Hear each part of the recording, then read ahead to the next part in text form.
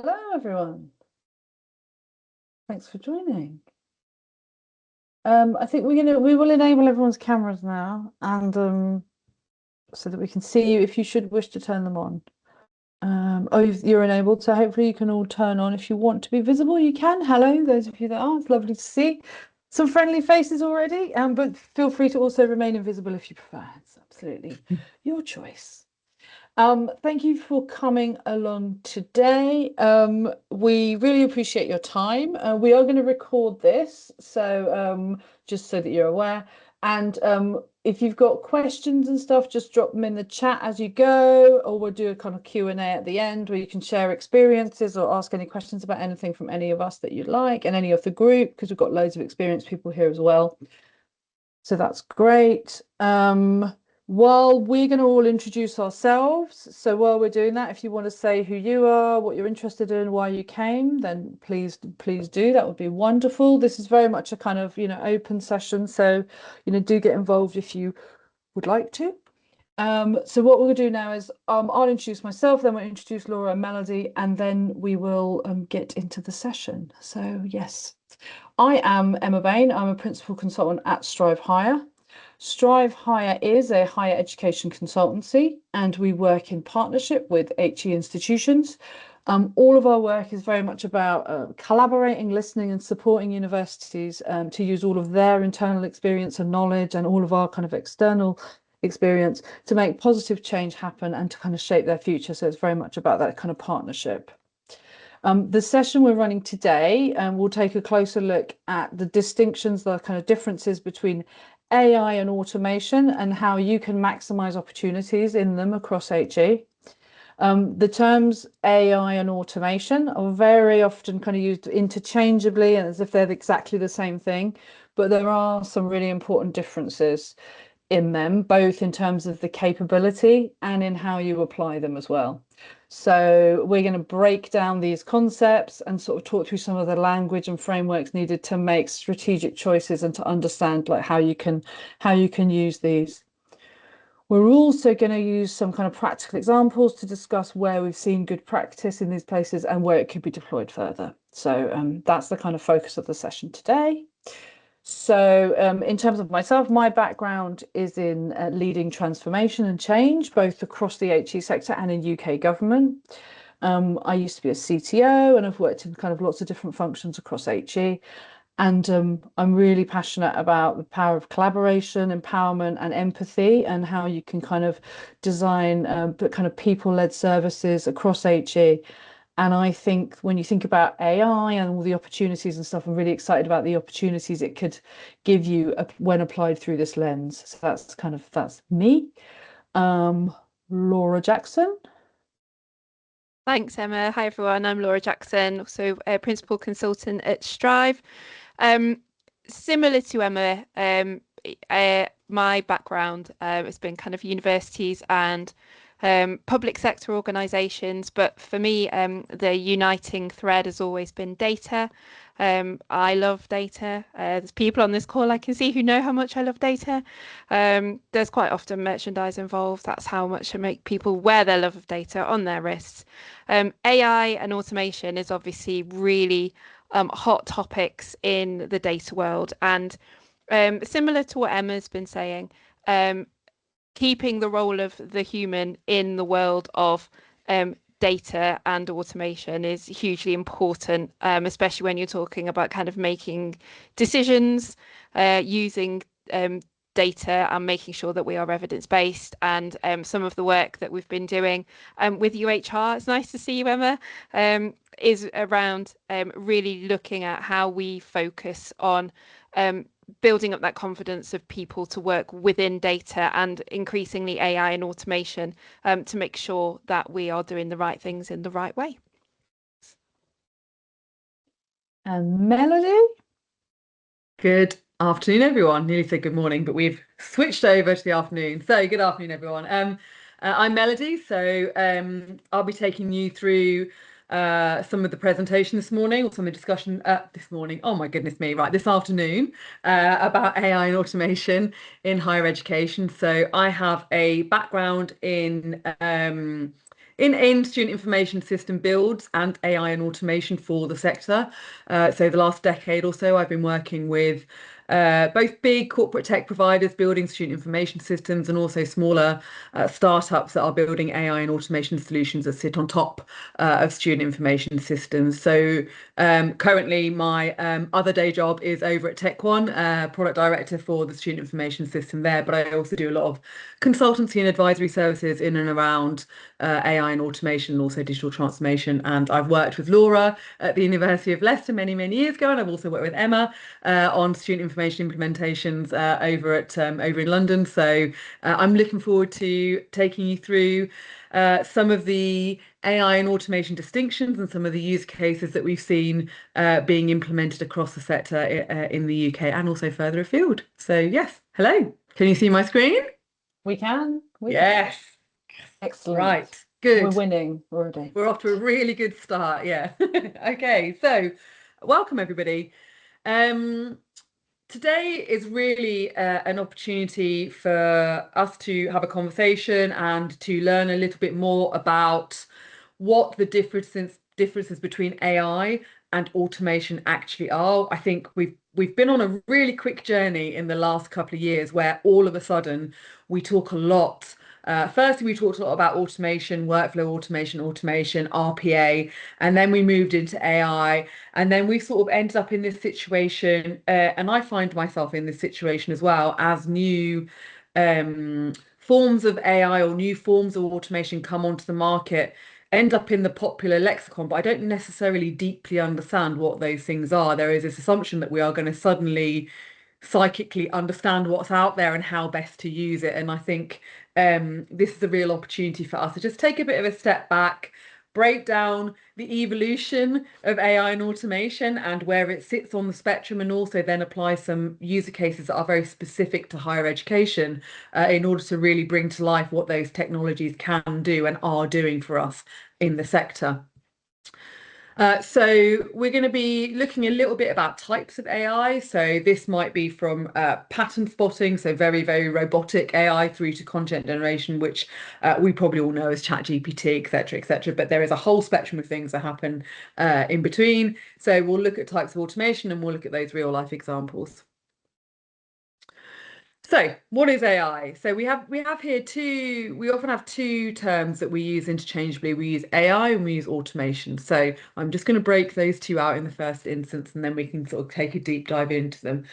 So AI, which is what we would know as artificial intelligence, it is sort of science fiction come to life these days, but before it was all sat in a little robot. Now actually in real life it's sat on our desktops and on our laptops and on our mobiles.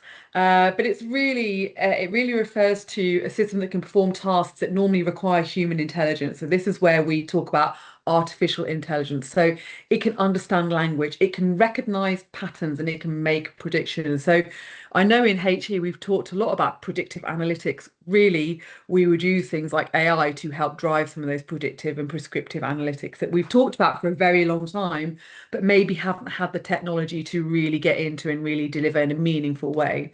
So that's what sort of the bucket around AI. Automation, on the other hand, uses technology to perform repetitive tasks. And that's with minimal human input, or it might be human in the loop input. And you can imagine, and I'm sure you all know, in higher education, we have a lot of repetitive tasks that are very, very, very data led. They're very data heavy. They're very logic based. So if this, then that. We would use automation to do those activities rather than AI, which is used to make decisions or present decisions and predict. Automation is used to take data, apply business logic or business rules, and make a decision based on that. So it might do things like send an email because it's seen something which has triggered you'll probably get a variation of this in your own workflows, actually, in your student information systems. You make a change to your data, you save something, it triggers an email out. It might process a form, it might update a record, it might move data from A to B. So it is very, very prescriptive in that it will take something based on a decision and then trigger another activity. So it's worth bearing in mind, and I've talked about those two in distinction from each other. They are intrinsically sort of linked, and AI and automation does sit on a spectrum. And I think as we go through what feels like an AI revolution, it does feel like a industrial revolution, but a technological revolution in the sort of AI and automation space. It's worth understanding that it is a spectrum of things rather than each distinct thing, and they do often bleed into one another. So you might have a bit of automation that triggers a bit of a or artificial intelligence. You may have things that work in circular motion, but at its most simplest and on the left hand side of the spectrum, you will have rule-based automation, and that's the thing that I've described around. There is some data, the business logic is going to be applied, it's going to make a decision based on that business logic. It's predictable, it's deterministic, and it's rule-based. And then you can see also in there workflow automation as well. So the distinction that I make with these two is rule-based automation may sit within a piece of software, it may sit on top of a piece of software, but workflow automation tends to sit intrinsically within your software application. So, for example, at Technology One or at Lucian or at SITS, we are all building inherent workflows that will automate some of your processes. So they are really, really rules-based activities, and we'll take a deep dive into those shortly. We then have document AI. We will all have heard of, or perhaps even used actually in our own personal lives, apps where we take a picture of our face, we submit a picture of our passport, and the app goes off somewhere. It does a bit of a reconciliation and it understands that you are who you say you are, and it approves your ID.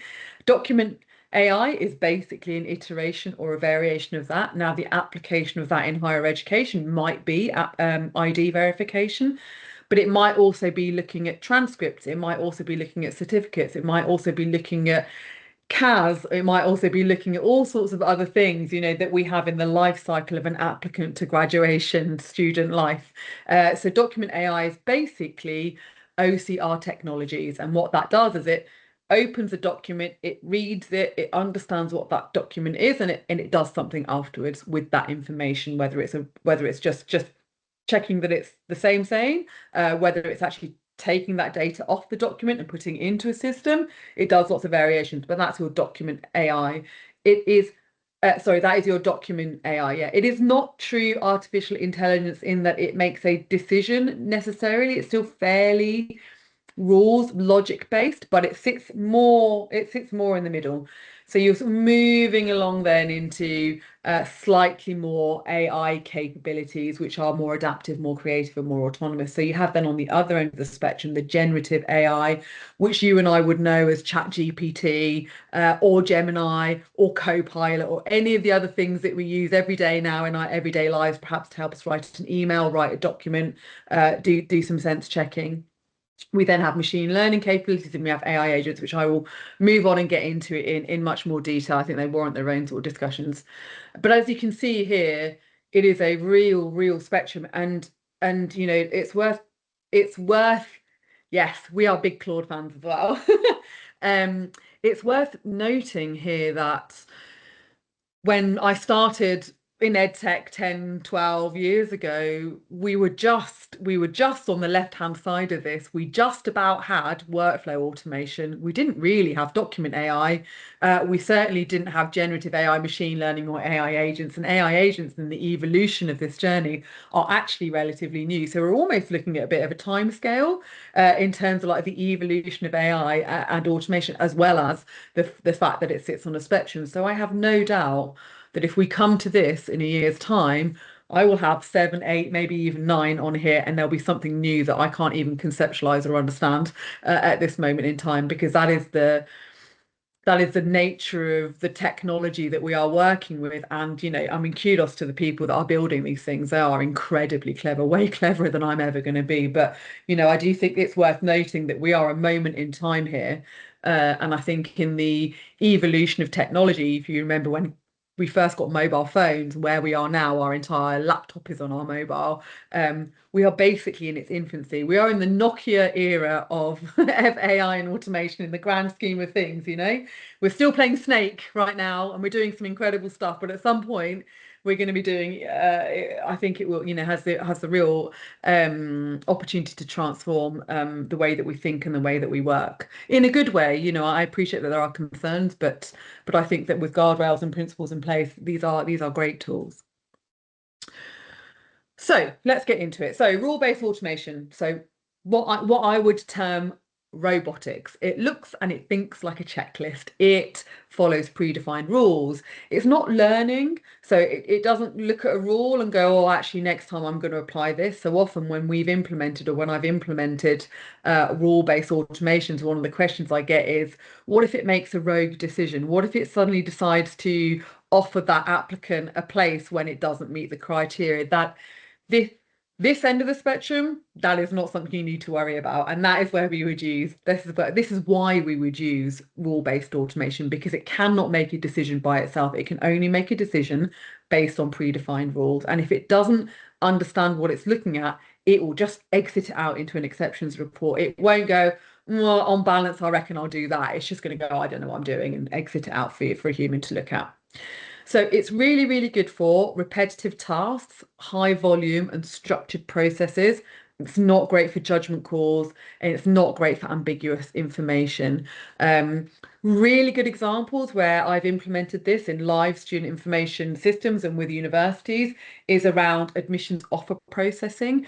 So where we have widening participation, or where we have very clearly defined entry criteria, or where we have short course criteria, we may just need the applicant to submit an application. It needs to be full, it needs to be complete. We can then reference their obtained grades with the grades that are assigned to that particular program of study that the applicant has applied for.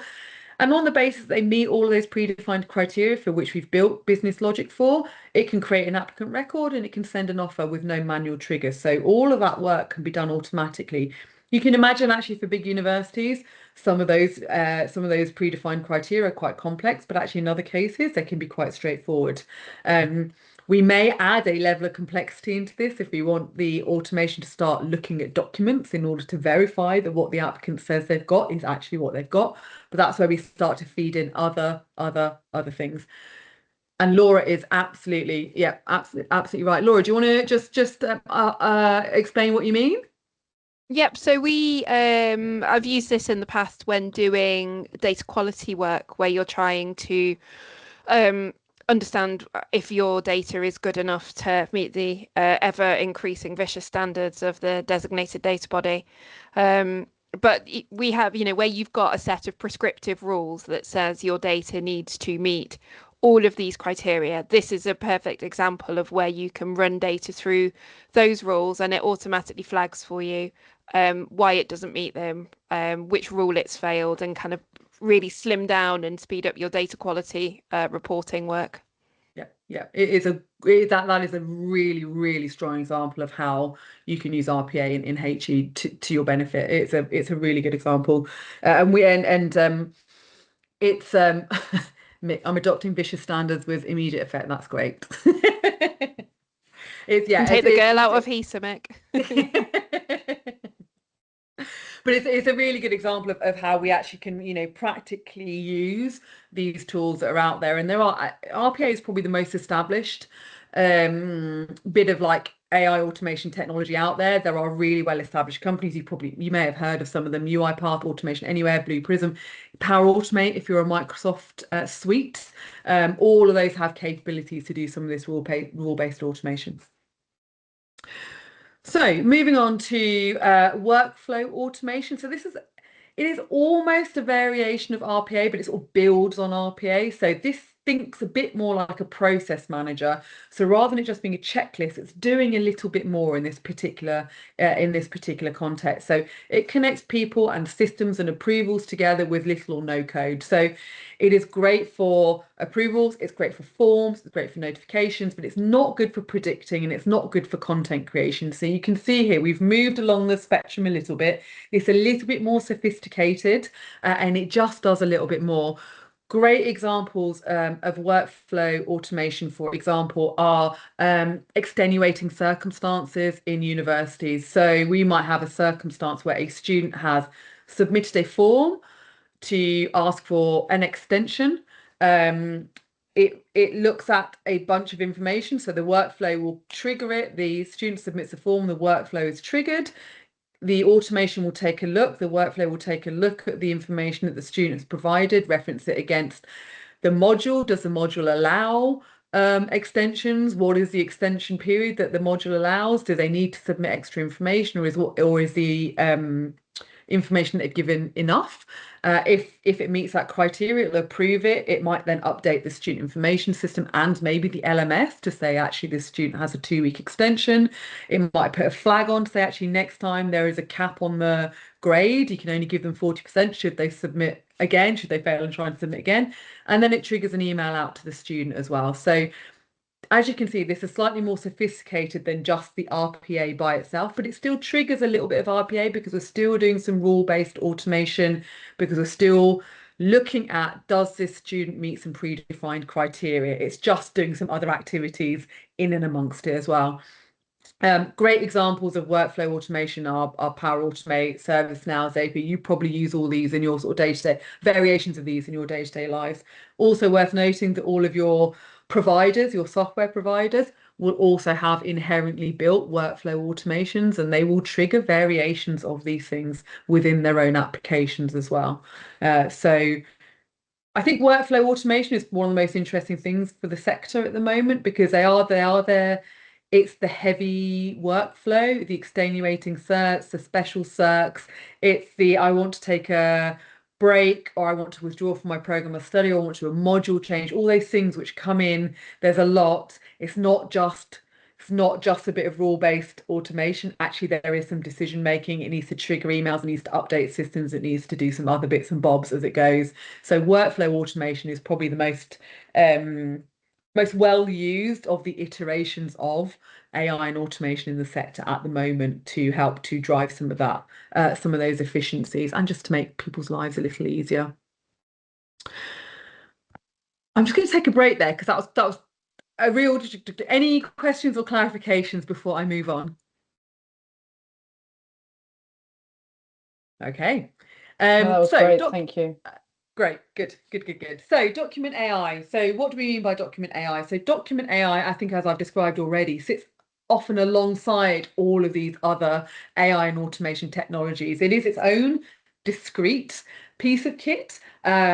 You probably wouldn't often use it just in isolation. It would normally then trigger some RPA, or it might trigger a workflow as a result of the document being read. So this is a really, we did a lot of work on this, both in terms of reading certificates, but also reading transcripts. So in the example that I've given, the applicant might apply, or the student might apply, it submits a transcript. We want to open that transcript. We want to read the information on that transcript, and rather than hand copying it over, so you've got one screen with the transcript, one screen with your student information system screen open, and you're typing what they've got into the relevant screen, OCR technology will open that document, it will read it, it will extract the information, and it will populate it into the student information system for you, or wherever your core data needs to be held. We use it a lot for finance in invoicing. So if an invoice comes in, or we need to set up a new person to pay, that information comes in normally on a fairly standard readable document, pretty straightforward stuff. We can extract that information, we can put that in. We often use it to read passports and maybe take passport information or full names to make sure we've got the right passport name in the right field. We might do that reconciliation and override if we feel that we're comfortable with that information. So it's really good for data extraction. It's really good for validation. And in that passport example, that's a great one, because often when we get to graduation 3 or 4 years down the line, we need to write the student's full formal name on their degree certificate. We may have used a lay version of their name for the entire time. Doing a passport reconciliation helps us to ensure that at least somewhere we've got their full formal name. I appreciate that international students maybe have got first names last and last names first, or maybe only have one name. You know, we want to make sure that's correct. So doing that validation activity against a formal document using OCR technology is a very, very useful standard way of doing that activity, and is a time saver as well. But OCR technology is just opening, reading a document and extracting information. It is no good for creative writing. It's not going to make a decision for you. It's just there to do this activity. So as I said, it often sits alongside then robotics, and often sits alongside workflow automation as well. So this is when we move into the sort of, I would describe as the new era of AI rather than automation. So we've definitely moved along the spectrum a little bit here. We're moving into slightly more creative technologies. These come with stronger caveats. You all have probably seen it. ChatGPT can make mistakes. Please triple check before you publish something out there in the world. We know this from our own student bodies. We probably know this from our own work to a point as well. But this is where we're getting into these realms. And this is obviously also probably where we start to worry. There are more concerns, and we have to manage risk a little bit better. Yes, Laura's right. It's a great first draft. It's a great first draft. So we will know this as ChatGPT, Claude, Gemini, Copilot. They sit alongside your desktop or your laptop. They sit inherently within the application that you might be using. I've got Copilot that sits in my Teams. It sits in my Office suite. If I'm in, because I work in product, if I'm in our Atlassian or our Jira, there is an equivalent in there that is basically an AI assistant. I have a smartwatch. If I log into my smartwatch, there's a little assistant at the bottom right-hand corner, which we would ordinarily historically have treated like a chatbot, and they are, but they're just cleverer. Exactly. Yeah. So as Emma said, increasingly seeing this, and they really add value. And there is a crossover here with, of course, and the agents as well. So worth just teasing those out. But essentially, generative AI in and of itself creates new content from natural language prompts. So draft summaries, translations, emails, reports, policies. Draft me a SOP, draft me an email. I want to do this, but it doesn't. I've got these notes. Can you summarize them for me? Can you pull out actions for me? It is not great for final decision making. It won't apply rules-based criteria or anything like that. It's very, very different in that context, and it's not guaranteed to be accurate. So back to my first point, everything has to be treated with a bit of a pinch of salt, especially if you're asking it to go and do externally validated research. So there are prompts that you can use to make that a little bit more fail-safe, and there are lots of different models. So Gen AI, if you look in your ChatGPT, it offers you lots of different models that you can use, and they are good for different things. I'm happy to do a deep dive into that another day. But essentially, they are designed for either instant response, so draft an email, through to I need to really think about this quite hard, and I need to go validate my own thinking. And ChatGPT goes off and it talks to itself. In fact, if you use Claude Cowork to do stuff, as it's making decisions, it will tell you what decisions it's making, and it will tell you what mistakes it's making, and it will tell you how it's QAing itself. So it's quite interesting as it's evolving. You're understanding more about what it's doing in the background, and it does still trip over itself, and it still makes mistakes. Always worth triple checking. But an example of this is drafting personalised applicant emails in seconds for staff to review and send. So a good application of this was, we had a university who really wanted to send personalised offers out to applicants rather than generic offers. So we built an automation that would read the personal statement, pick out something interesting or something they were excited based on keywords like I was chosen, or I got first, or I'm a keen rugby player, or whatever it is. And then it would create a draft sentence or paragraph based on that applicant's like interests, in order to make that offer a little bit more personalized. So we had this like really nice, slightly more personalized, and I know you're using a technology to make it more personalized, but all it was doing that first draft, as Laura was saying. Then there was a human in the loop who was then reading it and going, oh, actually, yeah, that's great, or that doesn't quite make sense. So it was a good way to start to use some of this technology to take some of the manual effort out of what was a personalized offer making experience. Machine learning. So really interesting. This is where we talk about models a lot. So this is a prediction engine. So whereas Gen AI, you type something in and it will just give you something back. With OCR, it just reads the data and extracts it. Rule-based is deterministic and it just, follows some data logic and makes some decisions. Machine learning is a very, very different beast. So what machine learning does is it takes all of your historical information in order to make predictions for the future, or to forecast for the future. So it does a very different thing. You can imagine that all of the traders thought that their Christmases had all come at once when this technology came out, because all of a sudden they could apply 50 years worth of historic marketing and forex trading data and make predictions for the future. I don't know with what accuracy they've done it. I haven't heard about a squillion forex billionaires since, but certainly that is one of the applications. From a HE perspective, what you might use it for is to feed the model with lots of historical, perhaps anonymized student data. These students on these courses over this period of years, with these different demographics, exited out with these types of grades, or they tended to fall out of the system in year 2 at this point. You can look at module data and go, actually, it's got more and more difficult and our students' grades have gone down, down, down, down, down.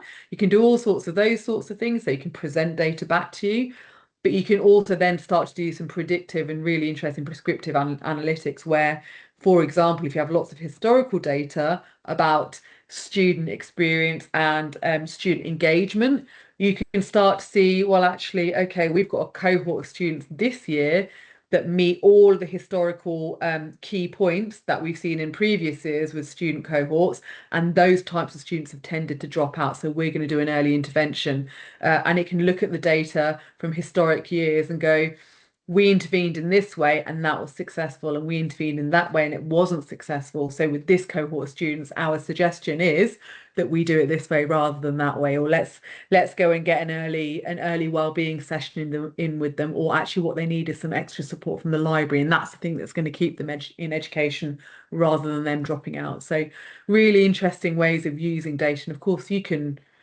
create and build that in the way that's meaningful and useful for your own institution. Yes, Emma, that's a really great example. Do you want to just throw that in there?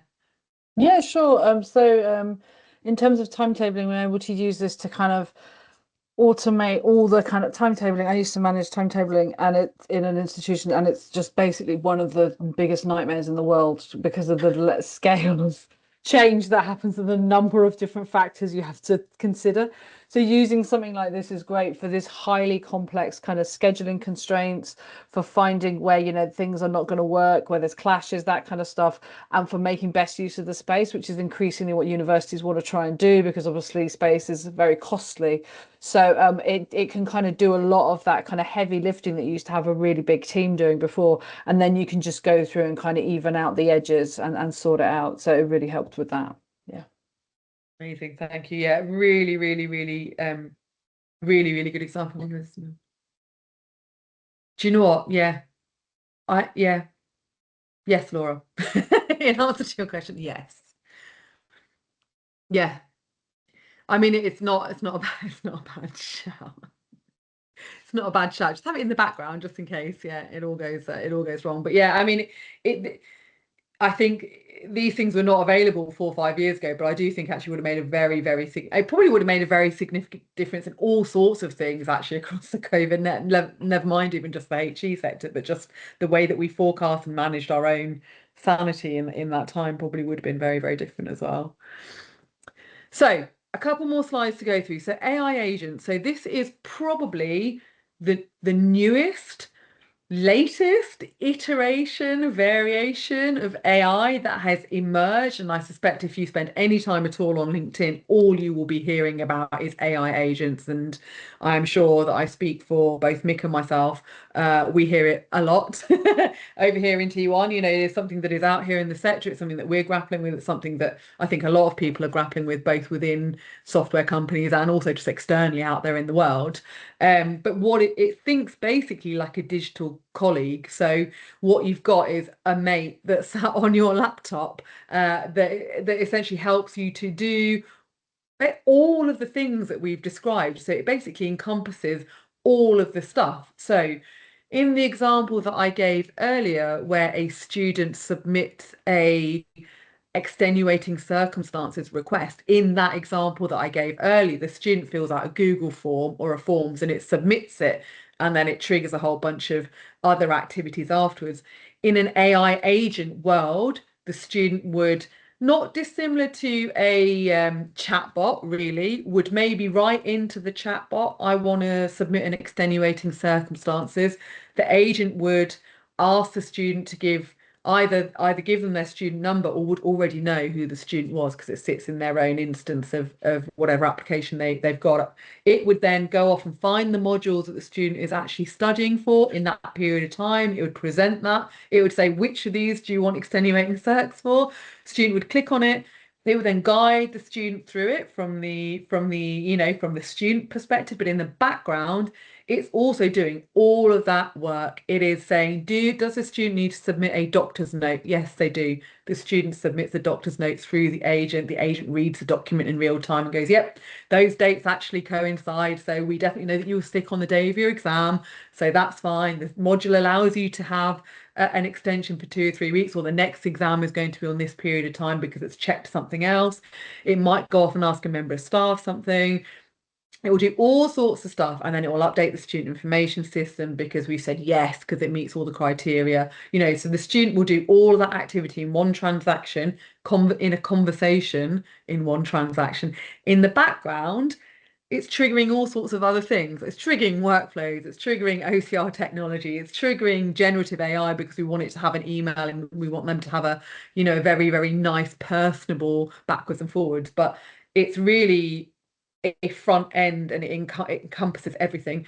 So that's the student experience. But you can imagine for the staff as well, the staff may be like, I need to do something, I need to find this policy, or I want to apply for, I don't know, whatever it is, I need extra leave, or what's my maternity policy? How much maternity policy have I got left? How much maternity leave have I got left? All of these things become conversations rather than using an OCR, using a generative AI technology, which is sort of where we might start to do, might be doing quite a bit of that stuff at the moment. So AI agents will plan and complete multi-step tasks across several systems. So in the extenuating circumstances example, it might log into a student information system, it will log into an LMS, it might then send an email, it might send an email over to a tutor. It might then log an appointment because actually you want that student to have a follow-up with their tutor in 2 weeks' time to make sure that they're still on track for submitting their essay, or actually the student says, I also need some extra help.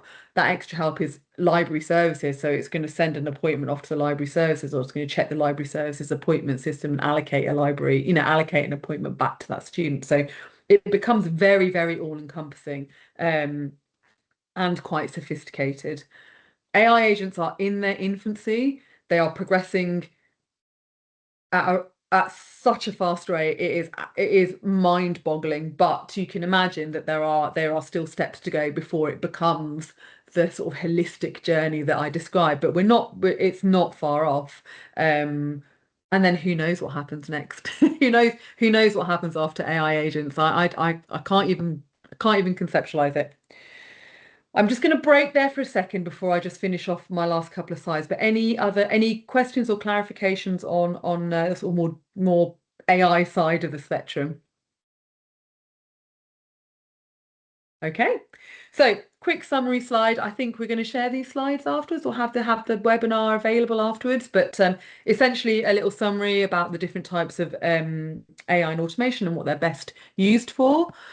And then I thought it was worth just spending just 2 seconds. Emma, Laura and I spent a long time working with institutions on their digital transformations, and then more recently on AI and automation initiatives.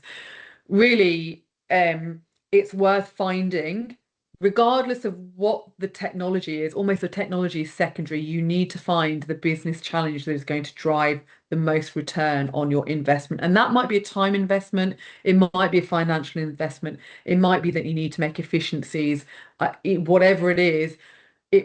it's often driven by the student experience. So what is the thing that's going to make the student experience the best, the quickest? That's the pain point that you want to start with. Then you want to optimize that with or without AI and automation. What is the problem with that business process? What's causing the sticking points? What do you need to do to make that the most efficient process in the first place? And then you can spot where the AI adds the value. That's the moment. That's the moment. So don't start with, I really want to use AI agents and then apply a bunch of stuff to it. Find the problem, figure out what the best technology is, and then apply that technology. And it might be it's just a workflow adjustment. It might be that it's a bit of RPA. It might be you just need OCR to read a document to get things going. It could be any number of those things. Weigh up the return against the investment. You might have some of this capability in-house already. If you're a Microsoft house, you might have access to some of the other technologies that are out there already. You might have, commercial agreements with Claude and all sorts of things, but weigh up the ROI, make sure that it's worth it. They often are. The higher, the more repetitive, the more of the things that you have that you can automate, the better. Admissions are great moments for that. Extenuating circs are really, really great for that. Module changes. There are so many moments in a student life cycle where these are great. Prove the concept, pilot it small, put a human in the loop for that final decision, just to make sure that we're managing risk, that we're managing exceptions, check the results, and scale what works, monitor it, be transparent about it. One of the things we often talk about, and I think we are very privileged when we work perhaps on the other side, is we can try fast and fail fast. So we can try something, and if it doesn't work, we're like, it doesn't work. Nobody gets a finger pointed at. There's no blame. It's just we've given it a go. It's not going to work. Let's move on to the next thing. And I think HE probably has a way to go before it adopts that. But I think for these technologies, we need to get into a cadence where we are comfortable doing those activities quickly, look at and exploring those ROIs and exploring the return, and then making quick decisions about whether or not we think that it's worth, it's a sunk cost fallacy, isn't it? Otherwise, making sure that we think it's worth then pursuing, and being transparent about its use, right? I think there is a level of fear in and around AI and automation technologies, and I think if we're transparent about what we are using, and that's partly what this has been about, why we are using it and what the benefit is of using it, I think that's a way to start to alleviate some of those fears. So that was a lot of talking. Wow. Yes. Any final questions? I can, thank you.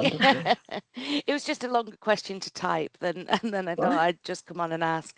So it's really interesting. Thanks for sharing that. And I think there is it's obviously such a huge conversation in our sector, and I'm looking at it sort of from the people angle, the HR angle, and I think what are your thoughts about the sort of digital capability, the capacity of teams at the moment to work in this space when there are so many other challenges and teams are being reduced and all of that. So I know absolutely the tools and the mechanisms are great and could offer a lot of efficiency. What are your thoughts about how we help people on that journey and take the people with us? I mean, it's a great question, and I've got an answer, but I'm sure Emma also does. So I'll you go ahead. Okay, go I'll ahead. do mine. Do you know what, Emma? It's a really, really good point, and there's a couple of things here. There is literally just capability. I mean, I've given you a really quick whistle stop tour on the spectrum of automation and AI technologies, and it's already massive, and I struggle to keep up once we really get into the detail of each thing. All of a sudden you're like, oh, there's loads of it. So there is definitely that sort of capability thing. And then absolutely, as you describe, in amongst the context of all of the other worries and all of the other stress and all the other stresses that are happening, and the worry about AI and automation just taking our jobs over anyway, it's a really big, difficult conversation. I think what we found from a practical perspective, and it would be really great to hear Emma and Laura's experience on this as well. What I've found from a very practical perspective has been to start small, not start in the IT departments and functions, but start somewhere where you can tangibly make a difference to a beleaguered team who are keen. And I think that's where you have to start. And I think big university mandates on we just need to use how do you operationalize that if you're a grade 6 administrator with no agency and no authority who's worried about their job?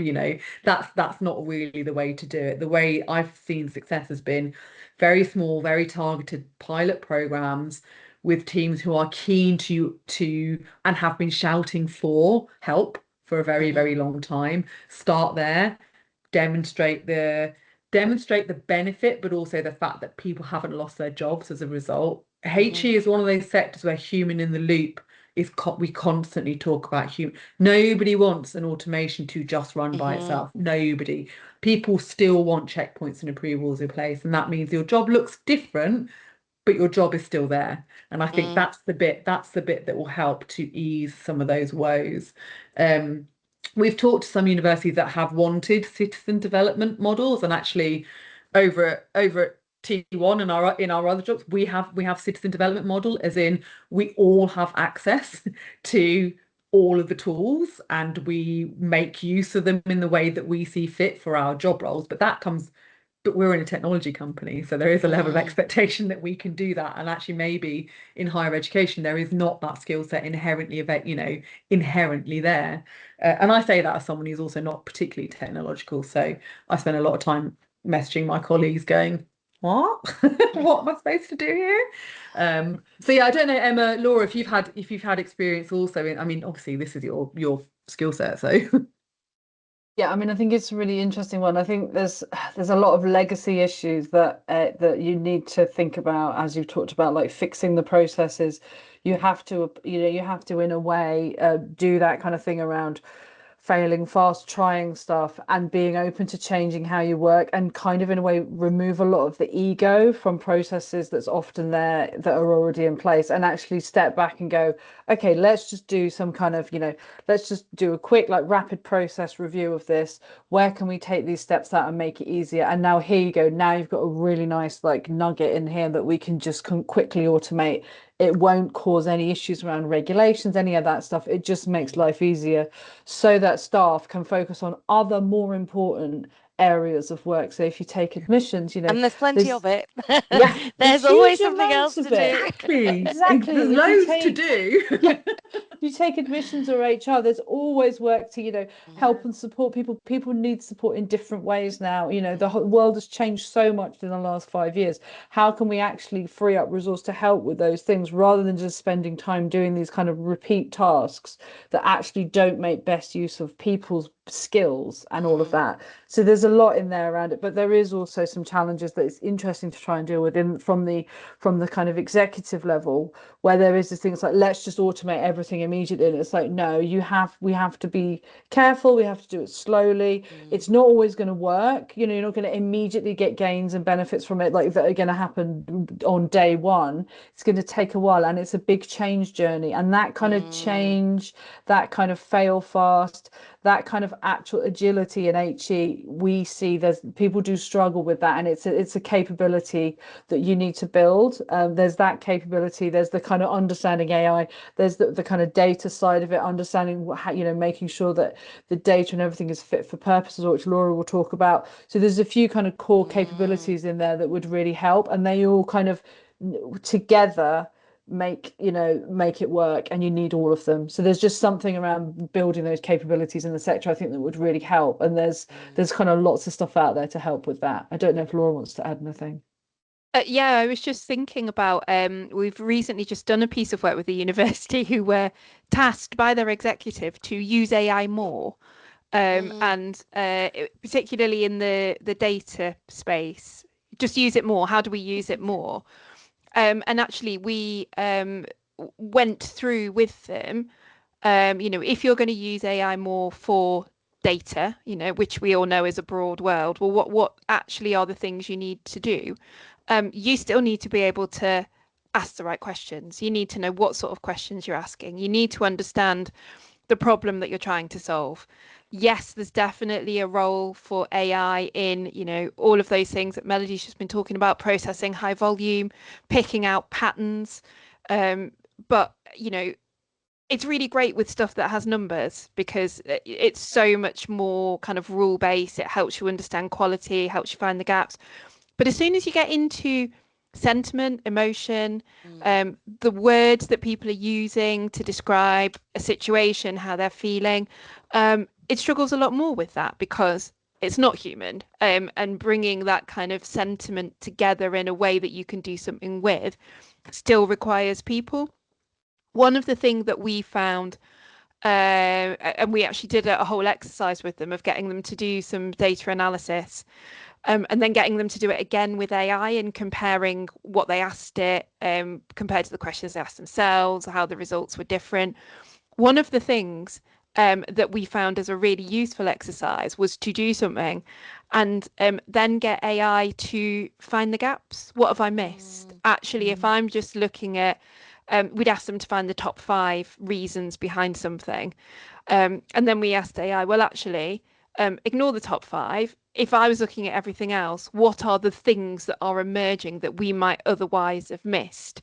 And using it as a sort of thought partner in that way was really empowering because people still had the ownership over the work that they were doing, but then was supplementing that with a, okay, I've been so busy achieving this that what are the things that I might, be concerned with that I might want to flag, and it might just end up as a footnote in a report, but actually it starts the wheels turning, and it gets mentioned somewhere else. Partner to Absolutely, and for me, I think there's real power in automation and AI in the data space, but it needs to be in a way that takes out the grunt work. And I will happily spend weeks of my life cleaning postcodes, and have done. There's some great value to be had in those sorts of tasks. But at the same time, I think being able to adapt it as part of that human-centered routine to actually empower, build capacity, and to be that kind of critical friend and challenge, I think there's real opportunity there across the sector and in all of the things that we're working with to just help us make that a much stronger model as to how we operate. I completely agree and endorse what you said in the 2 points of starting with the pain points, starting with the problem, not trying to circumvent a solution into that, and also starting small and trying to do the thing that will buy you 1 hour of headspace a fortnight, and then you build it up and you build it up and you reinvest that time. So thank you for today. It's an ongoing conversation, isn't it? So, yes, very much so. Happy to stay connected and support each other on this journey. Well, thank you for your question. That's great. As we've got a couple of minutes left, has anyone else got a question or anything they would want to share? We really appreciate all of your time and hope it was helpful. So, well, no, I think we've got no other questions coming in at the moment, which is great. Hopefully that was helpful for everyone. We're going to publish this recording on our website and we'll post it on LinkedIn as well. We're going to do another one of these in the future. Melody's done some articles that kicked off this kind of series. If there's particular topics that you're interested in learning about, if you'd just like to have a chat about any of this stuff, or you want a bit of to talk through some ideas and stuff, just reach out to us. And thank you for coming. Thanks for your time. It's lovely to see you all, and have a great Tuesday. So you take care. Thank you. Okay. Bye. See you later, everyone. Bye. Bye. Bye.